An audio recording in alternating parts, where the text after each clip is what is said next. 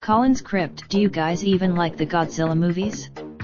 Birth Movies, you are using an outdated browser. Please to improve, by June 04, 2019. Last weekend, Godzilla King of the Monsters opened at $47M domestic, quite a bit below expectations that were already kind of muted for a mega-budget film in an ongoing franchise. I'll get into it more, and that's a shame, because on an entertainment level the franchise is 3 for 3 in my book. Would I have liked a little, but alas, the box office and film. Now, I am in no means an expert on this franchise. I've only seen so I am confused as to why some people seem to think that the MonsterVerse entries are alone guilty in this approach.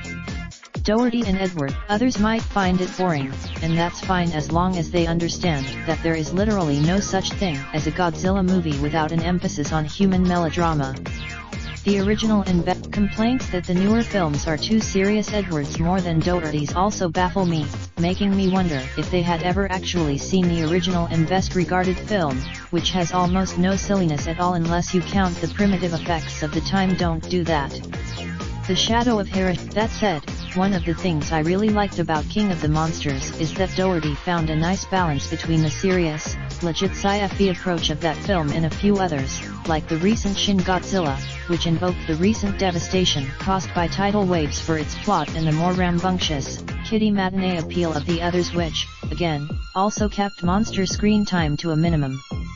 There are 3 other. Then again, maybe it's not the fault of the movie or its paying audience members. It's possible that Brian, aka BC, has been watching horror movies since the age of 6, and 20 years later decided to put it to good use, both as a writer for Bloody Disgusting as well as launching his own site, Horror Movie A Day, which Roger Ebert once read and misunderstood the points that were being made. Letting the big guy go out in a blaze of glory. Notorious among many adult fans, this film actually has a lot to say about its younger ones. It might be bad, but that doesn't mean it's without purpose. Raindrop, drop top, smoking, no cooking the hot pot. Fucking on your bitch, yeah, that. Looking up in the park pot.